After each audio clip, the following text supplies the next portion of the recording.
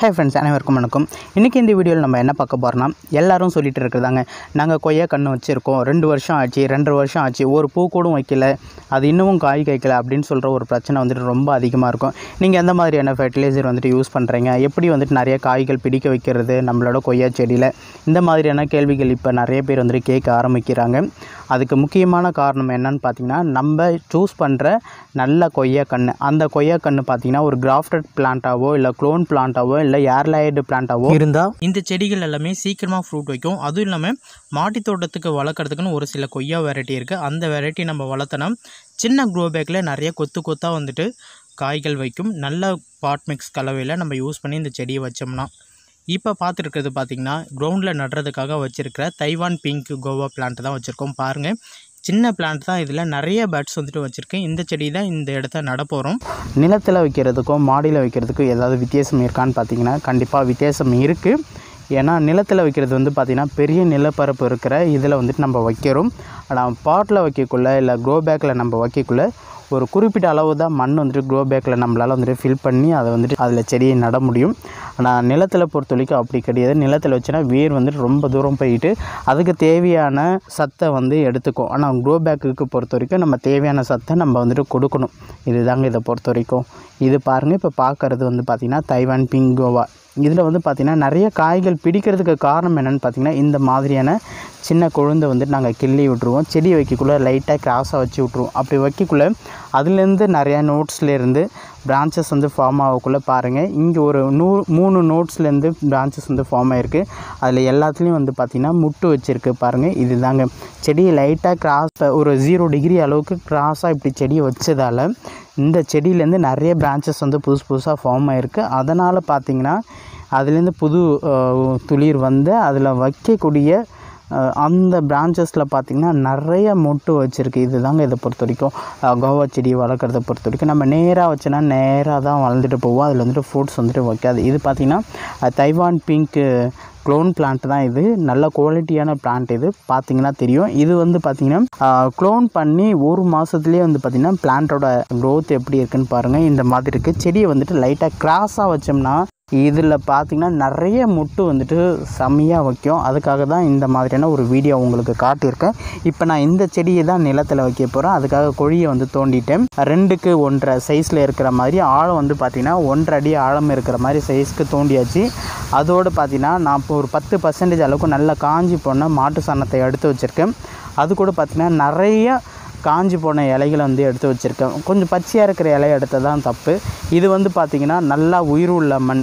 எங்களோட மண் பார்த்திங்கன்னா நல்லா கருப்பாக நல்லா உயிர் ஓட்டம் உள்ள ஒரு மண்ணை தான் நம்ம எடுத்து வச்சுருக்கோம். பாருங்கள், இந்த குழியில் இந்த காஞ்சி போன இலைகள் எல்லாத்தையும் நான் இப்போ தள்ளி விட போகிறேன்.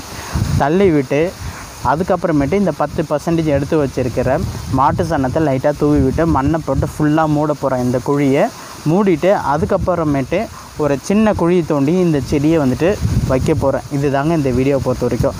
இப்படி பண்ணுறதால செடிக்கு வந்துட்டு தேவையான உரம் வந்துட்டு இந்த காஞ்சி போன இலைகள் வந்துட்டு மக்க பார்த்திங்கன்னா செடியோட வளர்ச்சி ரொம்பவே வேகமாக இருக்கும். அது மட்டும் இல்லாமல் ஒரு 10% அளவுக்கு நம்ம மாட்டு சாணம் நல்லா தூளாக்கி நம்ம போடுறதால இதுக்கு தேவையான என்பிகே பார்த்திங்கன்னா இதில் வந்துட்டு கரெக்டாக இருக்கும் செடிக்கு. அதனால் செடிக்கு கொஞ்சம் நாளாக இந்த என்பிகே இந்த மாட்டு சாணத்தோட சத்து வந்து பார்த்திங்கன்னா செடிகள் வந்துட்டு எடுக்கிற மாதிரி இருக்கும். அதனால தான் இந்த இலைகள் எல்லாத்தையும் நம்ம போட்டுட்டோம். போட்ட உடனே பார்த்திங்கன்னா நம்ம தண்ணி ஊற்ற பார்த்திங்கன்னா இந்த இலைகள் எல்லாமே மக்க ஆரம்பிக்கும். ஒரு 3-4 மாதத்தில் வந்துட்டு நல்லா மக்க ஆரம்பிக்கும். செடியோட வளர்ச்சி வந்துட்டு ஆட்டோமேட்டிக்காக ஒரு 4 மாதம் கழித்து வந்து பார்த்திங்கன்னா ரொம்ப வேகமாக இருக்கும். அதை நம்ம கண் முன்னாலேயே வந்துட்டு பார்க்கலாம்.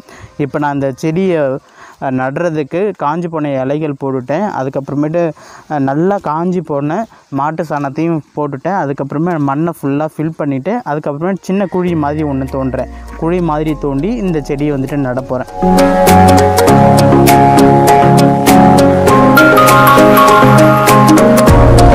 இந்த இடத்த இந்த கோவா பிளான்ட்டை தான் நட போகிறோம். இந்த கொய்யா செடி தான் நட போகிறோம். அதனால் வச்சு பார்க்குறேன் கரெக்டாக பள்ளம் தோண்டி இருக்கணான்னு சொல்லிட்டு. கரெக்டாக குழியோட சைஸ் வந்துட்டு கரெக்டாக இருக்குது. இப்போ என்ன பண்ணணும்னா, இந்த க்ரோ பேக்லேருந்து இந்த பிளான்ட்டை வெளியில் எடுக்கக்குள்ளே ரொம்ப பார்த்து பொறுமையாக எடுக்கணும். இந்த க்ரோ பேக்கை கிழிச்சி எடுக்கக்குள்ளே இந்த கேக் மாதிரி இருக்குது பார்த்திங்களா அடியில், அது வந்துட்டு டேமேஜ் ஆகாமல் பார்த்து பொறுமையாக நம்ம கிழிச்சி போட்டுட்டு தான் இந்த செடியை வந்துட்டு வைக்கணும். பாருங்கள், நான் அழகாக வந்துட்டு கேக் மாதிரி எடுத்துட்டேன். எடுத்துகிட்டு கையில் லைட்டாக வந்துட்டு எந்த ஷேப்பில் எந்த பொசிஷனில் இருக்கணும் அப்படின்னு சொல்லிட்டு நான் லைட்டாக சாய்ச்சி வச்சு மண்ணை வந்துட்டு போடுறேன். இந்த க்ரோ பேக்கில் இந்த க்ளோன் பிளான்ட்டை நடக்குள்ளேயே வைக்கக்குள்ளேயே பார்த்திங்கன்னா நான் லைட்டாக கிராஸாக வச்சு தான் இந்த செடியை நட்டு விட்டேன். அதனால தான் நிறைய நோட்ஸ் வந்துட்டு ஒரு 3 நோட்ஸ் வந்து பார்த்திங்கன்னா புதுசாக பிரான்ச்சஸாக மாறி இப்போ அதில் பார்த்திங்கன்னா நிறைய முட்டு வச்சுருக்கு. அதுக்கப்புறமேட்டு நான் இந்த செடியை நடுறதுக்கு முன்னாலே நீங்கள் பார்த்துருப்பீங்க, நான் நுனி வந்து பார்த்திங்கன்னா கிள்ளி விட்டுட்டேன். அப்படி கிள்ளி விடுறதால இன்னும் பிரான்ச்சஸ் வந்துட்டு நிறைய ஃபார்ம் ஆகும். பிரான்ச்சஸ் வரக்குள்ளேயே வந்து பார்த்திங்கன்னா பட்ஸோடு தான் வந்துட்டு ஃபார்ம் ஆகும். அதனால தான் இந்த மாதிரி நம்ம நுனியை கிள்ளி விட்டு வச்சுருக்கோம். இப்போ பார்த்திங்கன்னா நான் இந்த செடியை வந்துட்டு நட்டுட்டு நிறையா மண்ணை வந்து போட்டு விட்றேன். ஏன்னா காஞ்சி போன இலைகள் வந்துட்டு நம்ம கீழே போட்டிருக்கோம். அதுக்கப்புறம் பார்த்திங்கன்னா மாட்டு சாணம் போட்டிருக்கோம். அதுக்கப்புறம் மண்ணை வந்துட்டு வச்சுருக்கோம். இதனால் தண்ணி ஊற்ற பார்த்திங்கன்னா இந்த காஞ்சி போன இலைகள் வந்துட்டு மக்க ஆரம்பிக்கக்குள்ளே பார்த்திங்கன்னா மண் வந்துட்டு செட்டில்ட் ஆகிற மாதிரி இருக்கும். காஞ்சி போன இலைகள் இருக்குது பார்த்திங்கன்னா அங்கே வாய்ட்ஸ் வந்துட்டு நிறைய இருக்கும். அதனால் வந்துட்டு அதுவும் வந்துட்டு செட்டில் ஆகும் தண்ணி ஊற்ற. அப்படி பண்ணுறதால வந்துட்டு கீழே டவுன் ஆகும். அதனால தான் நிறையா மண் போட்டு விட்டு அந்த செடியை வந்துட்டு வச்சுருக்கோம். அதுக்கப்புறமேட்டு ஒரு இலை ஒன்று மெயின் ஸ்டெம்ப் இருக்குது பார்த்திங்களா, நான் சாய்ச்சி வச்சுருக்கேன். அதை வந்துட்டு இப்போ என்ன பண்ண போகிறேன்னா ஸ்ட்ரெயிட்டாக ஆக்கி குச்சியை வச்சு நான் கட்ட போகிறேன். அதை தான் இப்போ நான் பண்ணியிருக்கேன். ஒரு குச்சி ஒன்று சொருகி வச்சு கட்டி விட்டுட்டேன்.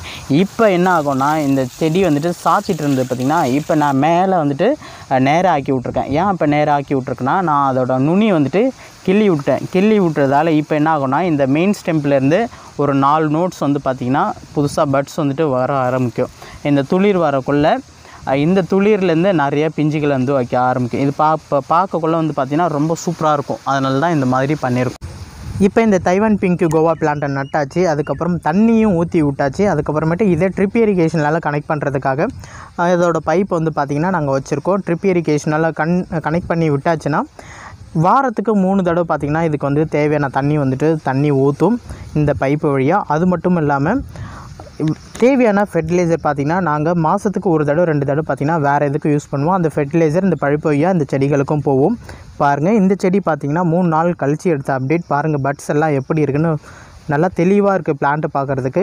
இப்போ நம்ம பார்த்துட்டு இருக்கிறது பார்த்திங்கன்னா மாடியில் இருக்கிற பிளான்ட். இது பார்த்திங்கன்னா ஒரு குடம் மாதிரி வந்துட்டு இந்த பிளான்ட் வந்து மாற்றிருக்கும். இதுக்கு காரணம் என்னென்னு பார்த்திங்கன்னா பிளான்ட்டை எதையும் வந்துட்டு ரொம்ப பெருசாக வளர விடாமல் கீழே வந்து பார்த்திங்கன்னா பிரான்ச்சஸ் வருதுன்னா அதை வந்து பார்த்திங்கன்னா கொஞ்சம் தூரம் வளர விட்டு திரும்பி கட் பண்ணி அதை வந்துட்டு வளர விட்டு கட் பண்ணி அந்த மாதிரி பண்ணதால் கொஞ்சம் நிறைய பிரான்ச்சஸ் வந்து பிரிஞ்சிருச்சு. இப்போ இதில் பார்த்திங்கன்னா நிறைய பிஞ்சுகள் வந்துட்டு வச்சுருக்கு செடி பொறுத்த வரைக்கும். இது பார்த்திங்கன்னா 2க்கு 2 அடி சைஸில் இருக்கக்கூடிய க்ரோ பேக்கில் தான் இந்த செடியை வச்சுருக்கோம். ஆனால் நிறைய பிஞ்சுகள் இதில் வச்சுருக்கு. இதுதான் இந்த செடியை பொறுத்த வரைக்கும். சின்ன பாட்லேயே நம்மளால் கோவா பிளான்ட்டை ஈஸியாக வளர்க்க முடியும். நல்ல பாட் மிக்ஸ் கலவை யூஸ் பண்ணி இந்த செடியை வளர்த்தோம்னா ஒரு செடியில் நிறைய காய்கள் நம்மளால் பறிக்க முடியும்.